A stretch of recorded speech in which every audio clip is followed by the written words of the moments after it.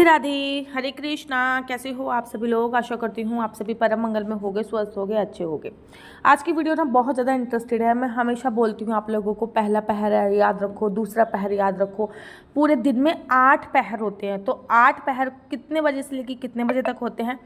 8 पहरों के दौरान आपको क्या क्या काम करना चाहिए, क्या क्या काम नहीं करना चाहिए, 8 पहरों का टाइमिंग क्या होता है, इस पर आज मैं आपकी वीडियो बनाने वाली हूँ।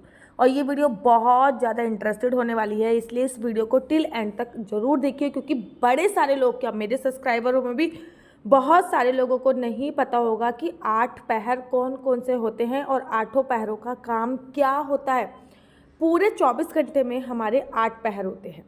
8 पहर में हमें क्या करना चाहिए, क्या नहीं करना चाहिए, ये वीडियो उसी पे आधारित है। तो चलिए अधिक विलंब न करते हुए प्रारंभ करते हैं और सबसे पहले पहले पहर की बात कर लेते हैं। पहला पहर जो शुरू होता है वो शाम के 6 बजे से लेकर रात्रि के 9 बजे तक का समय होता है, जिसको पहला पहर बोलते हैं, जिसे बहुत सारे लोग प्रदोष काल भी बोलते हैं। प्रदोष काल में भगवान शिव की पूजा करने का बहुत बड़ा विधान होता है, जिसको गोधली वेला भी बोला जाता है। इस पहर में देवी देवताओं की पूजा करना बहुत शुभ माना जाता है।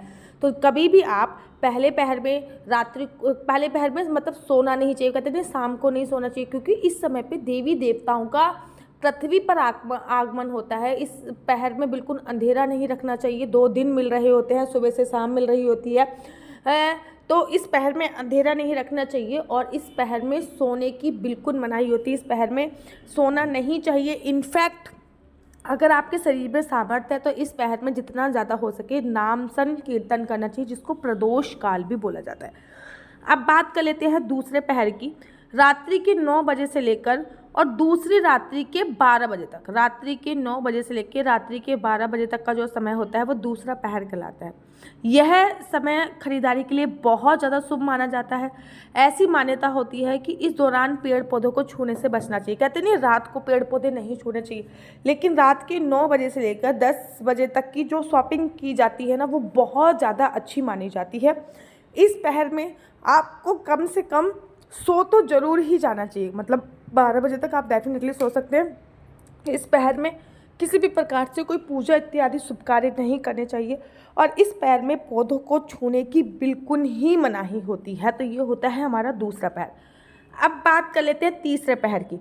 रात्रि के 12 बजे से लेकर 3 बजे तक का जो समय होता है वो तीसरा पहर कहलाते हैं, जिसे लोग निश्चित काल के नाम से भी जानते हैं। इस दौरान लोग तामसिक और तांत्रिक क्रियाएं करते हैं। कहते नहीं है रात को 12 बजे से लेकर 3 बजे तक संतान प्राप्ति के लिए कभी भी ट्राई नहीं करना चाहिए।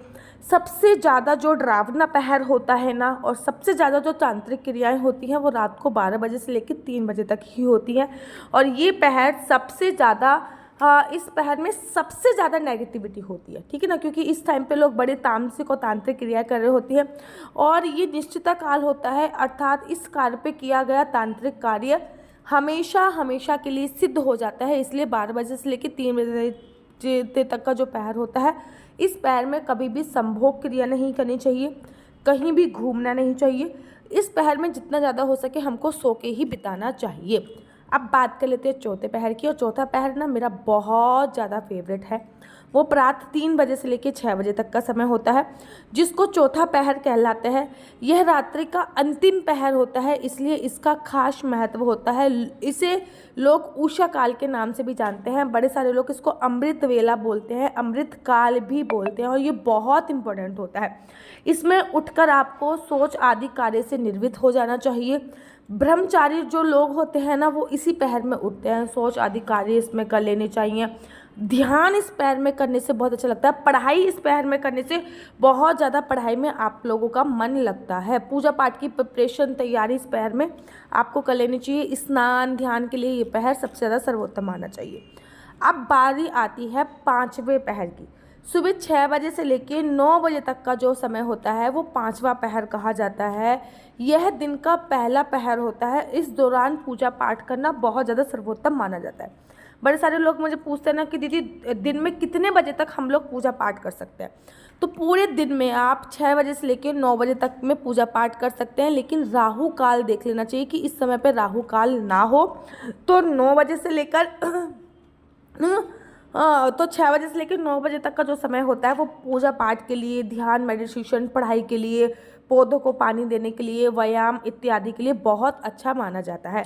अब बात कर लेते हैं छठे पहर की।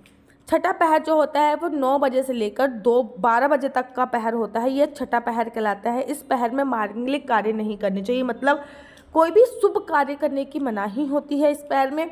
या तो 12 बजे के बाद कोई मांगलिक कार्य कीजिए, या फिर 9 से 12 बजे के बीच में कोई भी मांगलिक कार्य नहीं किया जाता है। अच्छा, दोपहर के 12 बजे से लेकर 3 बजे तक का जो पहर होता है उसको सातवां पहर कहते हैं। इस दौरान शुभ कार्य करना बहुत अच्छा माना जाता है। जी कहते नहीं है भैया, जब भी आपको शुभ मुहूर्त या शुभ समय ना पता हो तो आप 12 बजे के बाद कभी भी शुभ कार्य कर सकते हैं। तो ये पहर बहुत अच्छा होता है कोई भी मांगलिक कार्य करने के लिए। जब भी आपको पता ना हो कि आपका शुभ मुहूर्त क्या है, शुभ घड़ी क्या है, तो आपको 12 बजे से लेकर 3 बजे तक के बीच में कोई भी मांगलिक कार्य जरूर करना चाहिए, क्योंकि ये सातवां पहर होता है और ये बहुत अच्छा पहर माना जाता है। अब मैं आपको अंतिम और 8वां पहर बताऊंगी, जो कि 3 बजे से लेकर 6 बजे तक का समय होता है। यह दिन का आखिरी पहर होता है। देखो, 4 पहर दिन में होते हैं, 4 पहर रात, 4 पहर की रात्रि होती है, 4 पहर का दिन होता है, और ये आखिरी पहर होता है 8वां पहर। इस दौरान भूल कर भी सोना नहीं चाहिए। और आप लोग 2-3 बातों का ध्यान रखिए। इस दौरान पूजा पाठ करना बहुत अच्छा होता है, प्राणायाम करना बहुत अच्छा होता है, पढ़ना बहुत अच्छा होता है, ठीक है ना। इस दौरान शॉपिंग करना बहुत अच्छा होता है, पेड़ पौधों को पानी देना इस दौरान बहुत बहुत ज़्यादा अच्छा होता है। तो ये 2-3 चीज़ें होती हैं जो इस दौरान ज़रूर और ज़रूर करनी चाहिए। आपका कौन सा फेवरेट पहर है? मेरा तो फेवरेट पहर प्रथम पहर है, 3 बजे से लेकर 6 बजे तक का काल मुझे बहुत अच्छा लगता है। और उसके बाद 6 बजे से लेकर 12 बजे तक का जो काल होता है वो मेरे, ये दोनों पहर मेरे बहुत फेवरेट है। इस दोनों पहर में मेरे को बहुत अच्छी एनर्जी रहती है, बहुत अच्छी ऊर्जा रहती है। आपका कौन सा फेवरेट पहर है मुझे कमेंट्स करके ज़रूर और ज़रूर बताइए। मेरा नंबर है 4 बार 9 20 25 65। दोबारा से रिपीट करती हूँ, 4 बार 9 20 25 65। आपका बच्चा जॉब करेगा या बिजनेस करेगा? बिजनेस करेगा तो किस क्षेत्र में बिजनेस करेगा? जॉब करेगा तो किस फील्ड में जॉब करेगा? आपका लकी नंबर, लकी कलर क्या है? क्या सरकारी नौकरी का योग आपकी कुंडली में है या नहीं है? सरकारी नौकरी के कितने % चांसेस हैं? संतान प्राप्ति का योग आपकी कुंडली में कब बन रहा है? क्या आपका विवाह का योग कब बन रहा है? घर बनाने का योग कब बन रहा है? क्या आपकी कुंडली में विदेश जाने का योग है या नहीं है? आपकी हस्बैंड वाइफ की आपस में नहीं बन रही है, उसके लिए आप क्या कर सकते हैं? ये सभी जानकारी आप मेरे से कुंडली के माध्यम से प्राप्त कर सकते हैं। लेकिन एक बात याद रखिए, कुंडली देखना बिल्कुल भी फ्री नहीं है। कुंडली देखने के थोड़े से चार्जेस हैं, और इस नंबर पे मुझसे किसी भी प्रकार से कोई भी क्वेश्चन आंसर पूछने के लिए फ़ोन मत कीजिए। ये नंबर केवल और केवल कुंडली दिखाने के लिए दिया हुआ है। अगर आपको मेरी वीडियो अच्छी लगती है तो आप अपना यूट्यूब चैनल हरी बोल को लाइक शेयर सब्सक्राइब करना बिल्कुल भी मत भूलिए। तब तक के लिए मुझे दीजिए इजाज़त। राधे राधे, हरे कृष्णा, हरी बोल। 1-2 बातों का विशेष ध्यान रखिए। इस नंबर पे प्लीज़ मुझसे कोई भी क्वेश्चन मत पूछिए, मुझे बिल्कुल भी अच्छा नहीं लगता आप लोगों को मना करते हुए। ये नंबर मैं केवल कुंडली दिखा के ही बताती हूँ, और कुंडली दिखाना बिल्कुल भी फ्री नहीं है। कुंडली दिखाने के थोड़े से चार्जेस मैं लेती हूँ।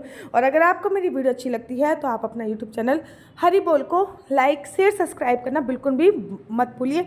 तब तक के लिए मुझे दीजिए इजाज़त। राधे राधे, हरे कृष्णा, हरि बोल।